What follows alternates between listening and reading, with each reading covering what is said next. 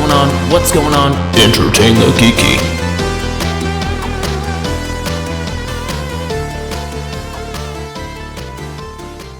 Well, hello.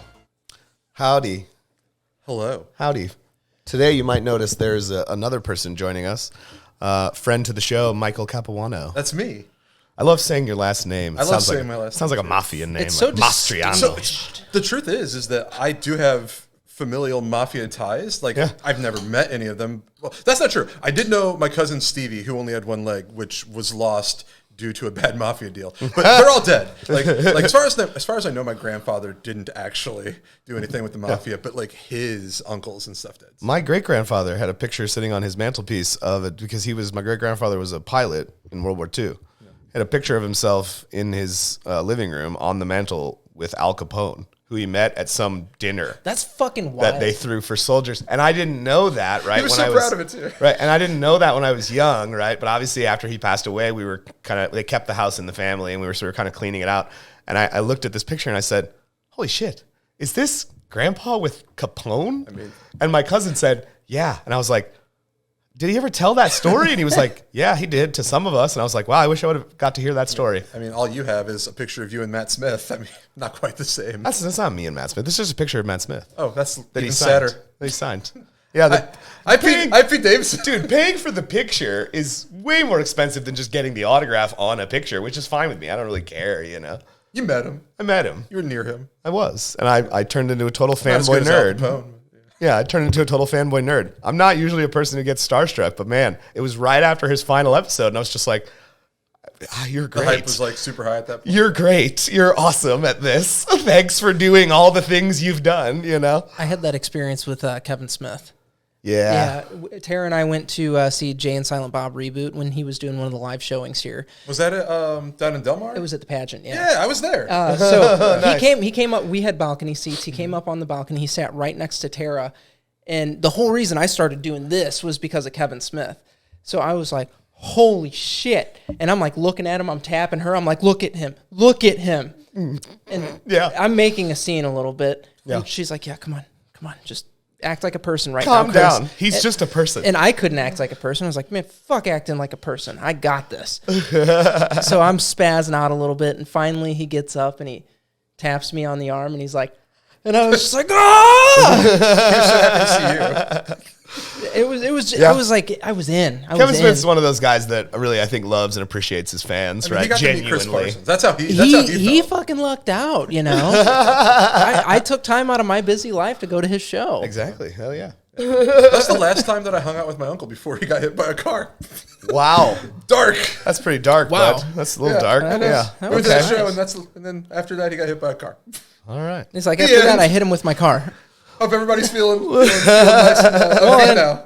On that note, we're going to talk about some Resident Evil. Yeah, die in that. bringing Mike on the show is twofold, right? Obviously, he's a friend of ours, and he's been on the show before, but he's also a ridiculous video game addict. Same as me, really, honestly. Enthusiast. We yeah. play pretty much the same games. In fact, we play those games on the same track sometimes. Yeah, very often. Like, I'll look at the trophy list, and I'm like, we're at the exact same place in the No, game. you'll literally not progress in a game until I've gotten there. You're like, I'm going to not play it. I don't until do it's- that, though. I swear. Okay. I just always, before I go to bed, when I close the game, I look and see where's my buddy at who's also playing this. And most of the time, let me we're get at the the next same place. trophy after. And I'm like, I'm ahead. Yeah.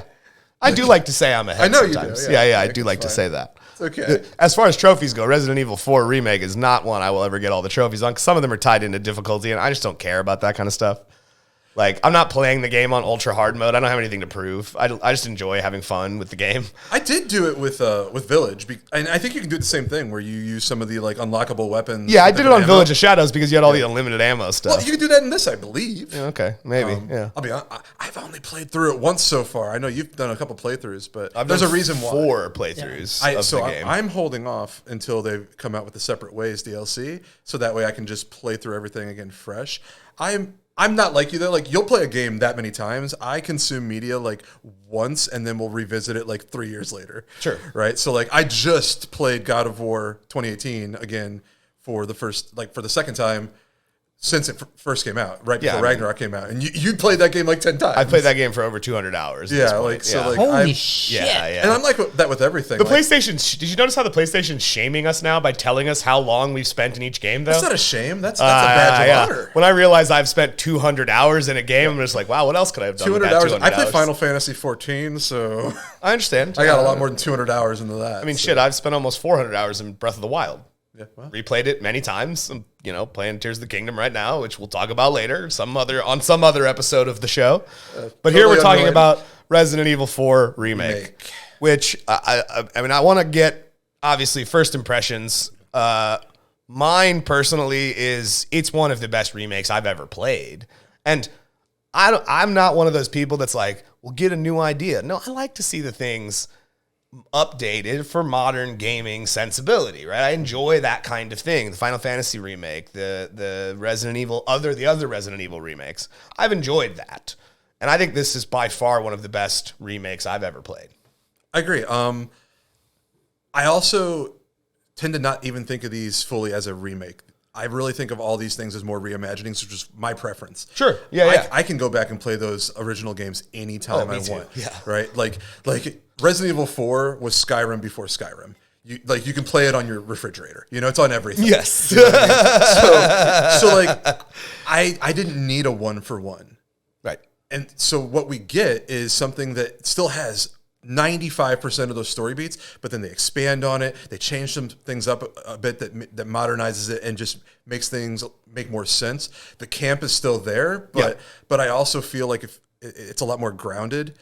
I walked away not only thinking it was one of the better reimaginings, but like I think it outclasses the original. I think it does Again, too. like that stands alone as its own thing, but it was definitely a product of its time.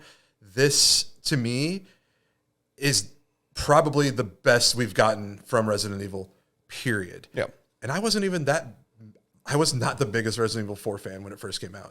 It is not one of my favorites. Yeah. I am an original PlayStation trilogy plus Code Veronica on Dreamcast. I have it on Dreamcast too. Yeah, so I was not looking that forward to this at first because do we really need a Resident Evil 4 remake? But what we got was just so much better than what I was expecting and what I had played before. Yeah. Was there anything about it that was particularly fresh, like anything that really changed up how the game was for you? Yeah. Characterization of side characters. Luis, way better in this. He gets far more depth and growth, and I don't want to spoil things too long, but he may stick around a little bit longer than you expect.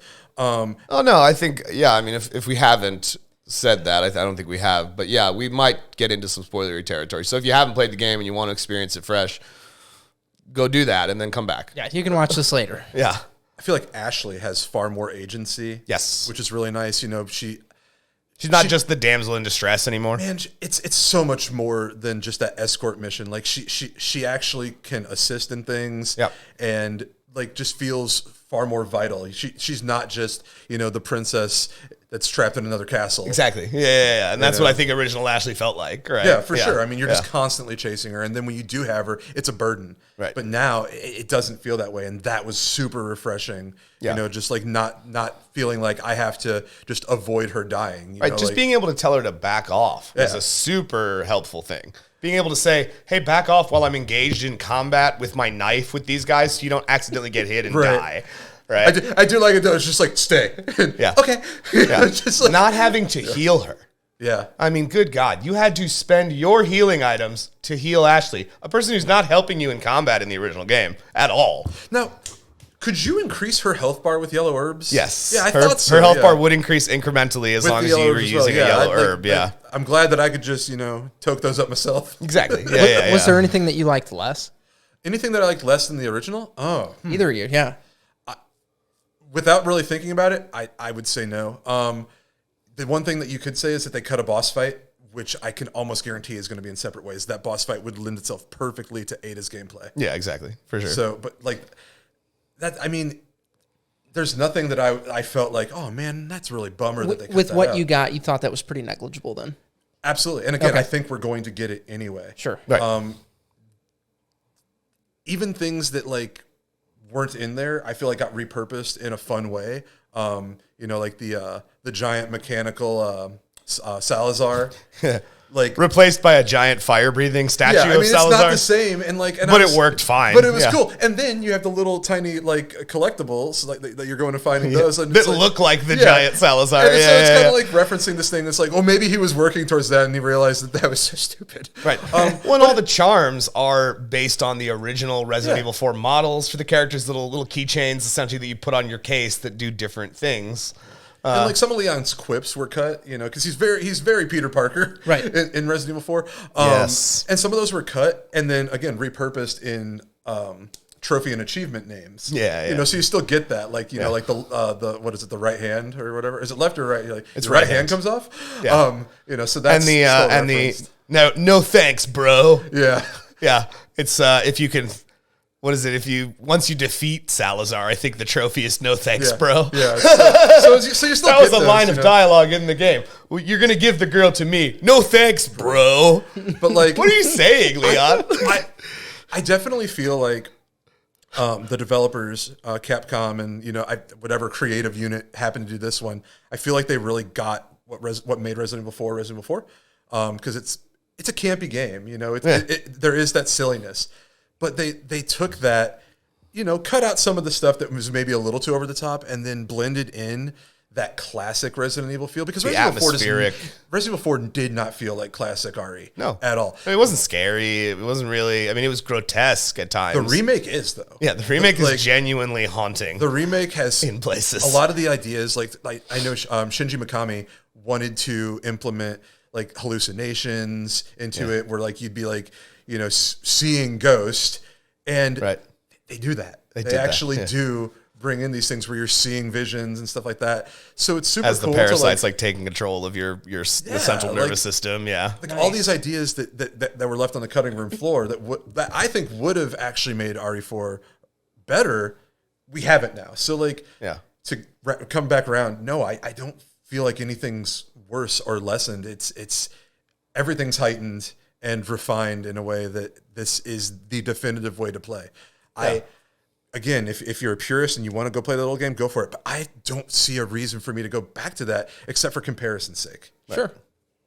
So yeah, in reference to the two things you asked, things that were wildly different. Yeah, being able to parry with my knife. Oh, it's so good. Is a great gameplay mechanic that can take even the most rookie of players, right? Because it's definitely a very friendly system that I think could take even the most rookie of players and make them look like a super badass in combat. I just imagine Jason being here like, maybe I can play Dark Souls. No. He can't. No, I can't. That's me. That's my forte. So he can't. So yeah, that's something that jumped out that was relatively different and welcome, right? And as far as things I didn't like, I think I have to agree, right? There was not really much about it that rubbed me the wrong way. One of the big things that I enjoyed the change of was Salazar himself, right? Yeah. Ramon. Because Ramon is a weird character. You've played the original, haven't you? Yeah. Ramon is a weird character where he's like supposed to be an old man, but he like is modeled like a child. Yeah. And his voice is kind of childlike.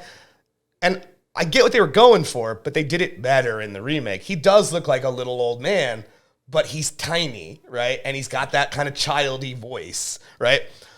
So just the visual fidelity of updating the model to make it look more like what they were intending it to be, and the hardware limited how well they could do that.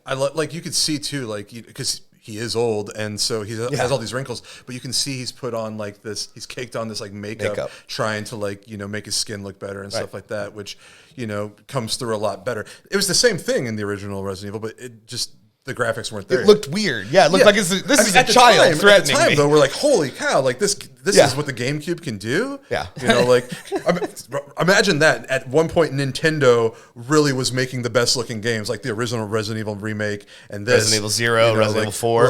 Man, GameCube's on top. I mean, it hasn't been that way since, but... I think Nintendo's never really needed to innovate in the graphical department, though. They innovate in the gameplay department, right? Sure. And they set the standard, I think, in the industry. I mean, shit, when you look back at like the N64, they kind of set the standard for what 3D gaming was on a console. Yeah. You know what I mean? Not on a PC, obviously, But 3D console gaming, they set the standard for platforming 3D console gaming, first-person shooter 3D console gaming, adventure, RPG 3D console gaming.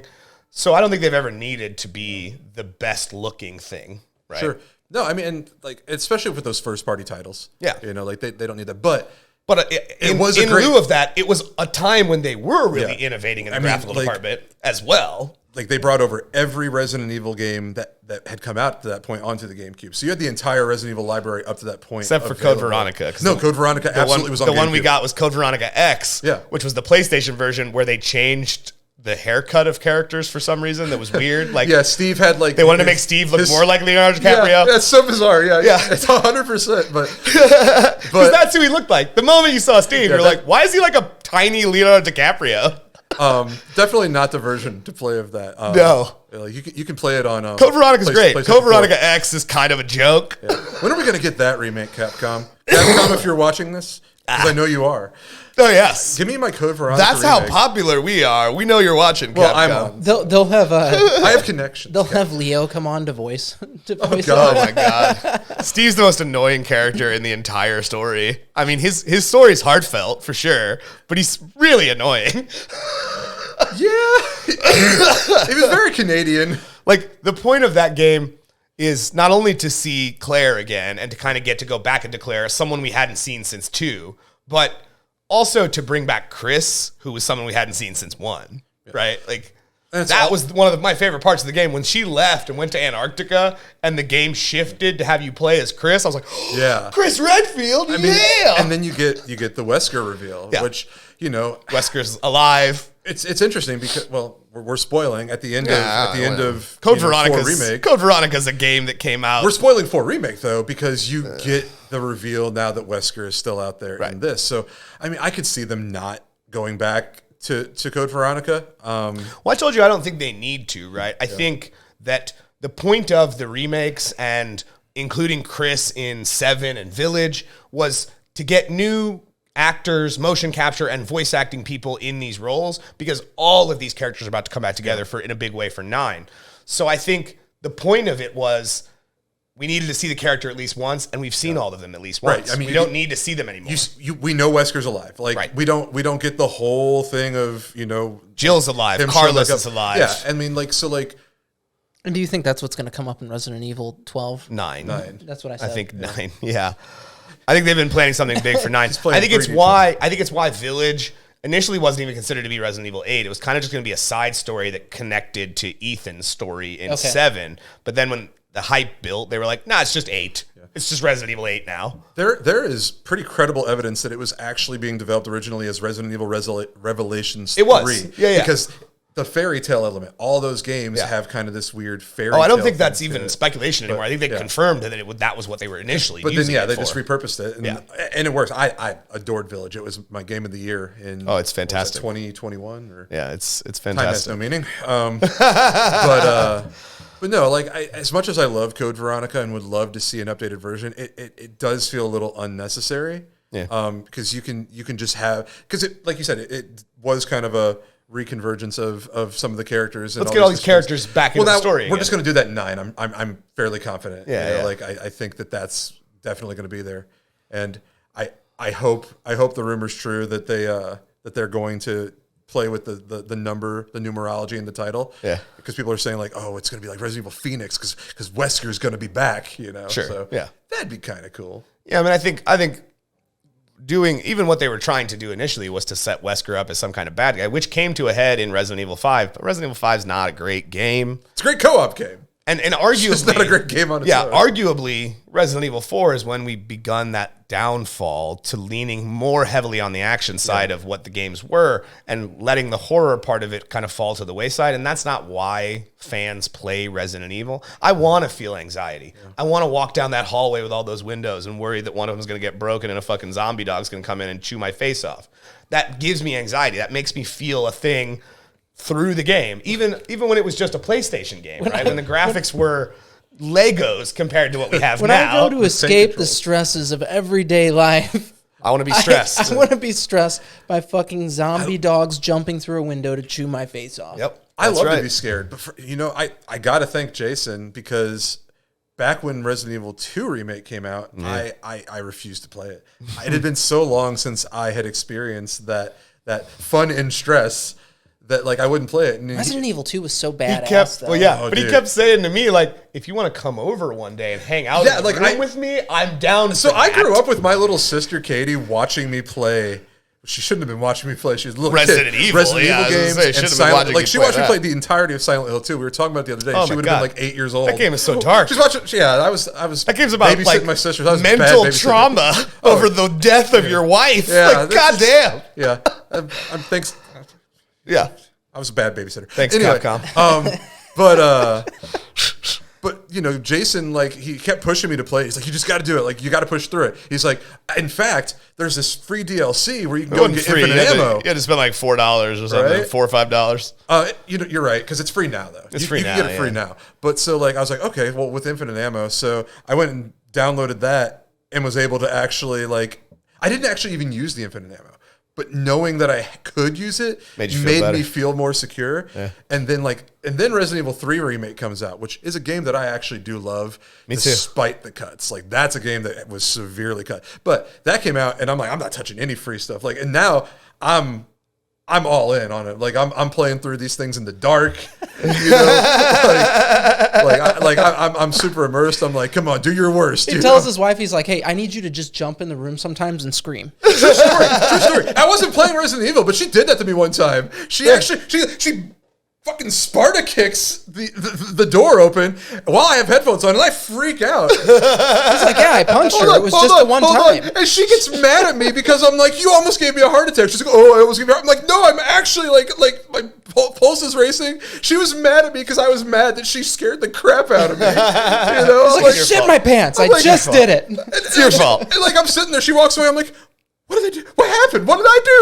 You know? That's how love works, right there. 100%. You know. Oh, there's a lot of times I question, what did I do? What did I do? Well, that's because we're dumb men. We are. Oh, 100%. We're horrible. But, we're horrible. I'll sit there and try to do it. It's like, oh, you didn't do anything. You know, I just this TV show made me upset. Oh, okay. I dreamt that you said something. What? It's not fair. Oh, dude, that seems a little unfair. That fight's happened many times. Many times. I dreamt that you were cheating on me. That seems a little unfair. Yeah. Oh, because I'm not. I dreamed about me because I was sleeping right here next to you all night. I promise. I was here. I woke up in my own drool, as a matter of fact. It was very unattractive. Back to Resident Evil. Yes. So, but no, like we get sidetracked. But nowadays, like I'm thanks to you pushing me to do that. Thanks to infinite ammo, I don't need infinite ammo anymore. Right. And it's. Well, the funny thing was, you paid for it. I fucking actually worked hard to get it, right? Yeah. Because to get those things in game before they made them available to everybody, you had to like beat the game in under 3 hours. Yeah. Which meant, as a gamer like me, complete torturous agony for skipping cutscenes and not clearing entire rooms. That was agony for me. Sure. But I did it to get that unlimited ammo machine gun. What the hell do they call it? The one that has the one that has the spin. The Gatling gun. That thing's amazing. Yeah, unlimited ammo Gatling gun makes Mr. X a joke. Yeah. Shoot his hat off with that. Oh, yeah. I mean, the first time I saw him, I shot his hat off because I was immediately going for his head. In Resident Evil 4 Remake, did you shoot the hat off of, what's his name? The Big Cheese. Yeah, Mendez? Of course. Yeah. It was so good. I was like, oh, there was no achievement for it, I don't think, though, was there?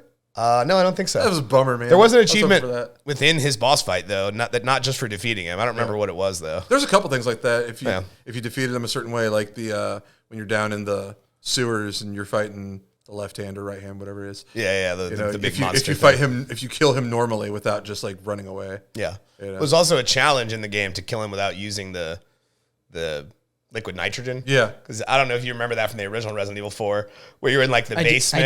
I do. And a big monster thing was chasing you. It had to freeze it with liquid nitrogen. So as soon as I walked into that room and saw the liquid nitrogen thing, I was like, shit. Yeah. This part is going to be hard. It was so good, too. I didn't think they were going to do like the perspective where it looks very cheesy. Where it's watching the monster hunting you. Yeah, so good. Well, and just hearing it scutter around above you. They created a good atmosphere, I think, with the remake. That's something that is above and beyond what makes it a perfect remake for me, not only of Resident Evil 4, but just in gaming in general, is they managed to take a game that didn't have a lot of that darker atmosphere like the originals did and still maintain what the game's story was and add in that, right? There are times when you'd be walking down a hall and all of a sudden all the music would drop out and you're like, what the shit? Why did the music stop? Why is it so What's quiet? about to happen? It's interesting because it's like Resident Evil as a series, I think sometimes inspires itself. Yeah. It's very clear that Village was inspired by 4. And vice versa. Village inspired the remake of 4. Because it's like Village took the setting of 4, but really just added that creepy atmosphere and having you feel so tense. And then now we take that and implement it into 4, and it works better than Village even. Yeah. Like I'm shocked that this is now probably my favorite Resident Evil game. You know, I've always loved Resident Evil 2. The original, that is pinnacle That Resident double Evil. disc game. Oh, dude! Like, Yeah. and So you can good. play it so many different the two ways, different right? routes Yeah. and everything. Like Remake didn't really do that in the same way, where they're because in the original you had the zap system, right, where you could leave an item somewhere where the other character could go and pick find it it up, and things yeah. like that. That was super cool, which they played on and didn't do as well in 0. But anyway, I think that they tried to implement the ideas where, you know, when you finish your game with Leon, starting a game, loading that save with Claire starts you at a different Sure. position in the police station. You come to it a different way than he does. So I think that works well, but you're right. I mean, it was a more robust system. you had different boss fights, you know. And this they pretty samey. circle back to the same place. Yeah, you it's know, pretty in the end. samey. Yeah. You know, you still have to beat both, like do like a Leon A and then a Claire B to get the full story, right? Right, exactly. You know, but like doing a Leon A, Claire A, It's just the same thing. I mean, there's not that much difference. It's the same like, game. where there really was then. But no, that was always like my watermark Resident Evil. Yeah. Then Resident Evil 1 remake on GameCube. Like those Still own that one. two, I thought were like you can't get better. Resident Evil 2 remake, amazing, but somehow RE4 remake to me is now the best that they have put out. And I just was not expecting that. There's no better endorsement than right there. But I think, to wind it around to, overall conclusion type of thoughts, I think the story is pretty much intact. Like you said, with the little extra flair that kind of adds to some moments that didn't have as much impact or meaning. I like that all of the codec calls happen in real time as opposed to taking me to a codec screen like the old Metal Gear Solid or Resident Evil 4 games. And I agree. I think it's a superior game to the original in every way. Yeah. It's one of those times where like the advent of technology and stuff really paid off. Exactly. It's like they made the game that they always wanted to. Yeah, and I think that's what people don't get about remakes a lot is sometimes this is just the developer's chance to make a definitive version. People gave Naughty Dog a lot of shit when they did Last of Us Part 1. But it is now the definitive version of that game. It is so consistent now between the two parts that it just feels like one story. And that's the intent. And that right? was from a story perspective, 1-for-1 remake. They did not change a add thing. anything. They didn't change anything. And to, the layman, like you might not even really notice it. You might just be like, oh, it's just, slightly higher fidelity. They built it from the ground up, though. Yeah, absolutely. Using the models they had developed while they were making 2. I mean, there's complete reworks of, environmental things. Totally different. And they make a lot more sense. You look at some of the stuff in the original and, like, the layout of things, just, it's this weird sort of uncanny valley thing because it's not actually how things look, Right. But at the time, you didn't really notice it. Now in the Last of Us Part 1, it looks as real as you're going to get. Yeah. And I know a lot of people were like, why am I paying this much for, this 1-for-1? Fair, but if you've never played it, definitely do it. If you love that game, definitely do it. Exactly. I think it's just like, it is definitively the definitive game version of that game. And that's what I think sometimes a remake can be. Sometimes they're soulless cash grab type things, right? And that happens quite a bit in the industry. But I think every now and again something comes along that shows like real care and love was put into this so that we could update it and we could modernize it for gaming sensibilities today. This game came out in 1998. That's not how we game anymore. It's not even close to how we game anymore. Let's revisit this because we love it. and we want to see it updated and with a fresh coat of paint. I mean, the Final Fantasy VII Remake, I think, is another perfect example of what we're talking about, right? It's not just a cash grab. It's a new thing. Yeah, it's a new thing that feels good, but also distinct from the original. Absolutely. And that's how the Resident Evil 4 remake, I think, played out. Yeah. The Final Fantasy VII remake is... Nice use is of the air ultimate quotes there. version. Because it's a sequel, guys. It's a sequel. It's a sequel. Yeah. If you don't know, now you know. It's a sequel.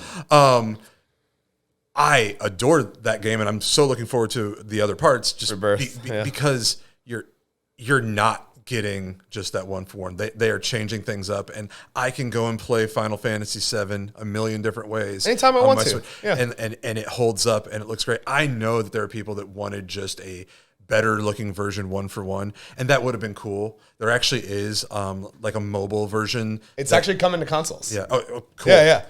What's it called? Like there we go. Soldier. Like I don't know what it's called. It's Crisis something. Yeah. They put Crisis in all so the like names. it still uses that same sort of chibi style, but it's way higher fidelity. So like that'll be there. But I do know people that would have loved to have just how Final Fantasy VII Remake looks. In the old one for one, but like JRPG style. Honestly, I've played Final Fantasy VII so many times that like I probably would have been like, yeah, this is cool, but I wouldn't have been as enthralled as I was. I love being surprised. Yeah, give me something new to latch onto. The idea that maybe Aerith's not going to die. Sure. Like, maybe the choices we make will affect that, or can change that. Like, why is Zach maybe bad? Like, these are interesting things. Like, you know, like if we just got that one for one remake, we wouldn't still be talking about it. We still wouldn't be speculating. Would you? Yeah. Would you give a shit if it was just a one for one? You would at first. I mean, I'd play You'd it. be like, oh, this was cool. Would you finish it? Yeah. I mean, Okay. I probably would finish it, but I'm not going to max out all the material. Like, we platinumed Oh yeah. Final Fantasy VII Remake. And I wouldn't have done that if it was just a one for one. And Mike put the analogy the best, right? I was Rocky, right? And he was my coach through that hard playthrough, because the real interesting thing is playing it on normal versus playing it on hard. It feels like a very different game.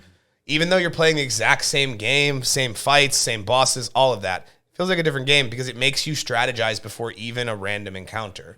It makes you go, what do I have equipped? What am I going to take advantage of? What am I going to cast? It makes you think about every fight, not just a boss materia fight. that you never even gave a second glance in the That was something you would playthrough. tell me right on the phone, like, oh, well, just make sure while you're doing this, you're also using this. I'm like, I've never used that. Like, oh my prayer God, materia, you have to use it's like, that. Chakra. Yeah, because you're not healing. Chakra. You're not. Yeah. Well, there's prayer and chakra. Yeah, chakra is a free thing. It doesn't cost magic points, and it heals you based on how much damage you've taken. Mm-hmm. So the more damage you've taken, the more healing it gives you. Because you're not healing outside of combat. You can't sit at rest points. Yeah. Like you have to.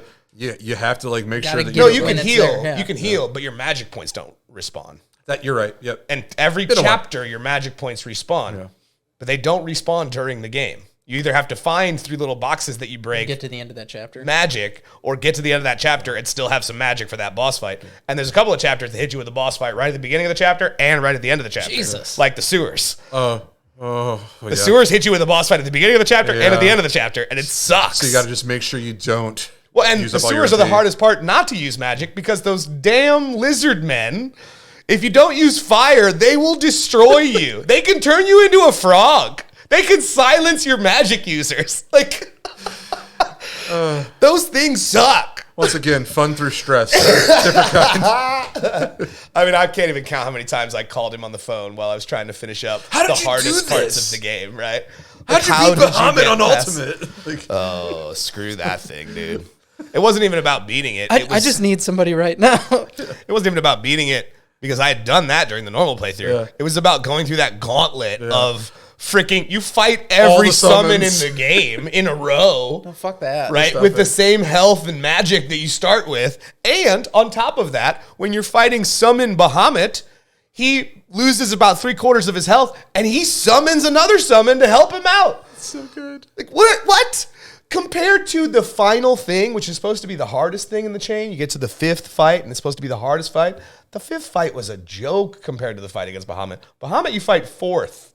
He's the second to last, and if you lose, you got to start all over. Go through the whole gauntlet again. It was horrifyingly terrible, but it was necessary to get the platinum trophy. Horrifyingly awesome. Yeah, I would say differently. I mean, I did it ultimately, but the final one, he can't even hit you if you're standing behind him. He has to turn around. He's a big, slow robot that has to turn around to hit you. So all you got to do is stand behind him and cheese the shit out of him the whole time. Yeah. That boss fight is nothing. Yeah. Anyway, we got off topic. But I think ultimately, Resident Evil 4 Remake is a remake you should play. If you're a Resident Evil fan, if you're new to Resident Evil, it's all a the remake. remakes are good to play. Yeah, all the remakes are good to play, no doubt. But it's a remake that I think stands above the rest. Yeah. I think like if you just want to quick fix Resident Evil, get Resident Evil 2 remake, play through that, then play Resident Evil 4 because if you'll love Leon, he's consistent between both of them. Yeah, you'll get to see that growth. Those are the two best ones. I love 3, but your mileage may vary. I love 3 too, but yeah, you're right. Most people didn't like 3 because it left out the clock tower and it left out, other things That were really certain redactions. Yeah. But yeah. So that's Resident Evil 4 Remake. Thanks to Mr. Capuano for coming and talking about it, for sure. Thank you for the hundreds of hours that you've placed in it. Not yet. I did it only for this. I actually had no intention. He's like, I wasn't even going to play it, but Jason was like, hey, you're going to have to so you can come on the show. No, because the 100 of hours, that applies to me. He's only played it once. I've played it for 100 hours by now. Single playthrough, that's like 30, 40 hours? No, so single playthrough, I would say, is going to take people anywhere from like 12 to 17 hours. Yeah, it's not a long game. It's also one of the longer Resident Evil games. But now, that being said, I could probably go and get that game down below 3 hours now. Just speed run it. Yeah. Like, even only having played it once, because what's taking so long is all the backtracking. Yeah, there's a lot of backtracking. It has a little bit of Metroidvania. I was gonna say I'm a Metroidvania nut, so I took my time and just kept going back and looking for all the treasures. Speaking of Nintendo innovating, also two things where they innovate. I mean, that whole genre, the name of that genre is based on the two games they created, Castlevania and Metroid, that birthed that genre. So to be fair, Konami is Castlevania, which started on Nintendo. Sure, but understandably so. But Nintendo was the one who brought Castlevania to the public, right? But screw Konami though. Right now, I just want to say that. Look, when they make that Metal Gear Solid remake, I'm gonna play it. When they make any game, I'm gonna play it. That new Silent Hill, I'm gonna play it. Enough with the pachinko machines, Konami. Yeah, I just need no more. Give us games. Yeah, give me real games with real substance. Give them games. All right. You guys need to go to entertainthegeeky.com. You can follow, Logo's right over comment. there. Yeah. Right here. Right on Mike. Right there on Mike. Entertainthegeeky.com. You go there. Boom. You can do all of our social things there. And do us a favor. If you've played Resident Evil 4, tell us your thoughts about it. Yeah. Was there anything that you loved that wasn't mentioned here, or anything that you just couldn't stand about it, or anything at all? Just give us your thoughts on it. And as always, stay geeky.